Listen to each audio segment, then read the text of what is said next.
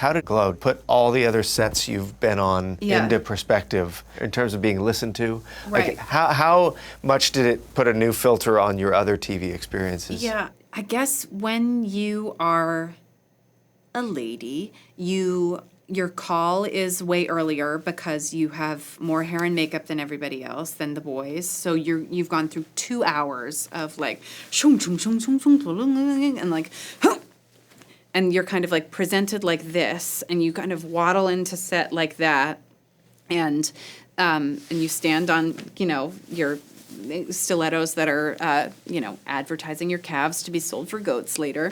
And there's sort of this sense, in theater school, you're like in your pajamas, like, let's try this, let's do this, feeling so free. And it's the opposite of this feeling, where you're like, oh, I'm here for a different purpose than I thought I was.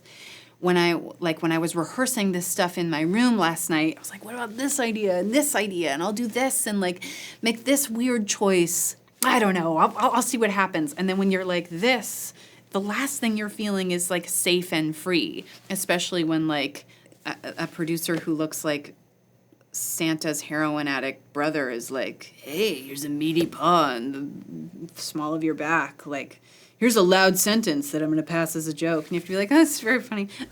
And then it's your job to be creative.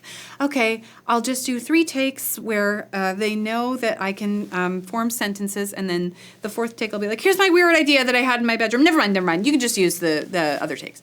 And it's not there with Glow at all. It's like, do your weirdest idea, take 1, and then go crazy from there. I guess I realized how much of a male gaze representative was installed in my brain.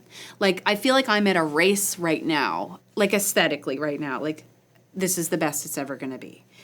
So let's get to a place where we love ourselves. So when the things that the patriarchy has told me are valuable about myself start to leave and fade and wrinkle beautifully, that I'm in a place where I can be like, oh, I don't think that anymore about myself. When you describe the producer with the paw on your back, and it makes me feel like if you get underestimated enough on a regular basis, it's hard not to sort of fall into an acceptance of that underestimation. Yeah, it's so hard. It's so hard not to believe the things that the business tells you are valuable about yourself, especially when you're in a kind of quest mode of like, who am I? What am I? I wonder.